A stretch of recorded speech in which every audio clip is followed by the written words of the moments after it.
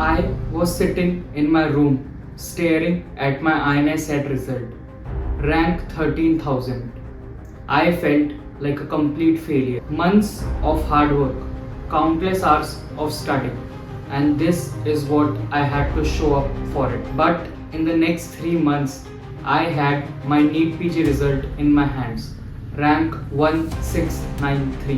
What if I told you that this jump from 13,000 to 1693 wasn't about studying more, but about radically changing how I approach the exam? If you are feeling the NEET PG anxiety right now, those will I recall?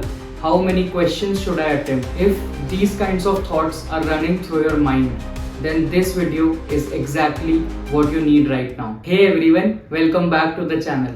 I am here to share the real talk about what transformed my NEET PG journey. This isn't about some miracle study technique or cramming more content. This is about the psychology of high performance that got me the result that I deserve. In the next few minutes, you will discover 5 crucial mindset shifts to follow in the last week. The biggest mistake that I made in my INA that cost me over 10,000 ranks. And stick around till the end because the exam day strategy is the single biggest reason for my success, something most people get completely wrong. So, NEET PG is just around the corner, and I know anxiety is at its peak. Will I be able to remember everything? Will I manage time properly? How many questions should I attempt? Will my final score match my last GT score? Trust me, these questions are going through every single person's mind who is attempting this paper. But here's what I learned. In these last few days, your mindset is what really determines whether you will be able to attempt to the best of your abilities or crumble under pressure. You need to gently distance yourself from anyone who adds stress. And yes, this includes your nagging relatives who keep asking about your preparation, and even your competitive friends who are preparing for the exam with you. Your confidence is incredibly fragile right now. Even one comment like, "Oh, you haven't finished this topic. Oh, you don't even know this question. It's a PYT, yaar," can send you into a panic spiral. This is not the time for negative energy. Protect your mental space at all costs. Your mental space right now is much more important than being polite to everyone. No matter what schedule you have been following until now, start aligning it with the exam day. Your brain needs to be at its mental peak when the clock starts ticking. If your exam is from 9 to 12:30, then that is the time your brain should witness the maximum activity that it has done until now. Start shifting your schedule today. Sleep early, wake up early, and do your most challenging practice sessions during the exam timing. Consistent sleep in the last few days is non-negotiable for optimal concentration. This one is huge. Although GTs are indicative of your preparation level, they are in no way the final verdict of what you can achieve on the exam day. I have seen students scoring 60% getting better ranks than student scoring 80% in GTs. Stop labeling yourself as someone who scores 120 corrects or someone who always messes up surgery. You have no idea of what you can achieve on the exam day. The paper will be different, your mindset will be different, and your performance can truly surprise you. Trust your preparation and be confident. If you are overthinking this, I have made a detailed video about overcoming GT scores anxiety. Check it out after this one or by clicking here. Don't run away from your weak areas in these final days. Everyone has weak areas or topics, even the toppers. The difference is how you handle them. Take them head on and try to maximize your scores in these areas. If you're weak in anatomy, spend focused time there. If Pharmac scares you, face it. These areas are often where you can gain the maximum marks because there's more area for improvement. Even a few extra marks here can significantly boost your rank. You have put in the hours, the effort. Now is not the time to second guess or think about one more revision video or one more compiled module. You can't do it all now anyways. Stay confident in what you have already accomplished. If you can effectively reproduce even 70% of what you have studied, you are in a strong position to qualify. Your preparation is enough. Now it's all about execution. Now let's talk about exam day execution, because this is where most of these students lose rank. Not because they don't know the answers, but because they don't know how to extract what they know under pressure. No matter how close your center is or how well you know the route, leave with a generous time buffer. Traffic jams, vehicular breakdowns, road closures, or even a flat tire can create panic you absolutely don't need. Don't let external factors ruin your mental state even before the exam begins.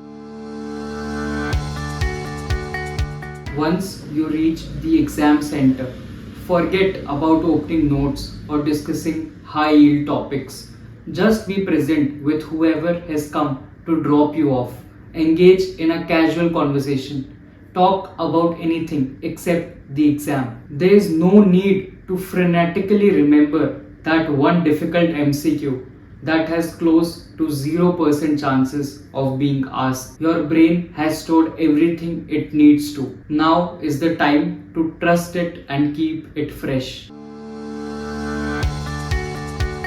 Don't try to set a fixed number of questions that you are going to attempt. I see students saying I'll exactly attempt 190 questions or I won't go beyond 180. This creates unnecessary pressure and might lead you to attempt questions that you don't know anything about just to meet your target. Instead, think that you will attempt the maximum number of questions that you can solve confidently. If you have ruled out two options from a question, then you should definitely attempt it. And even if you have ruled out just one option in some of the questions, you can attempt 5 to 6 of these questions as well.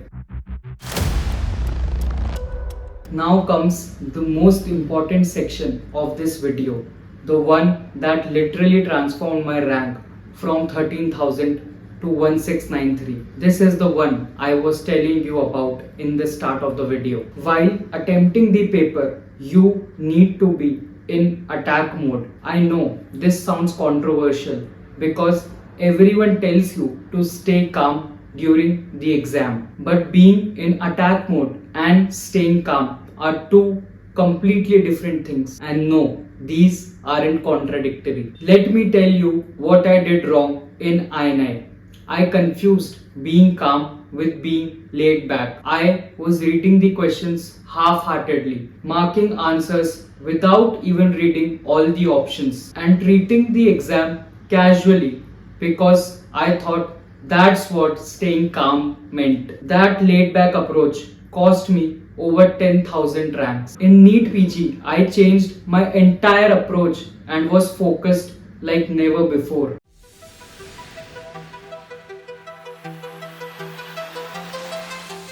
Every single question demands your complete attention. Lean forward in your chair. Read every word of every question like your rank depends on it, because it does.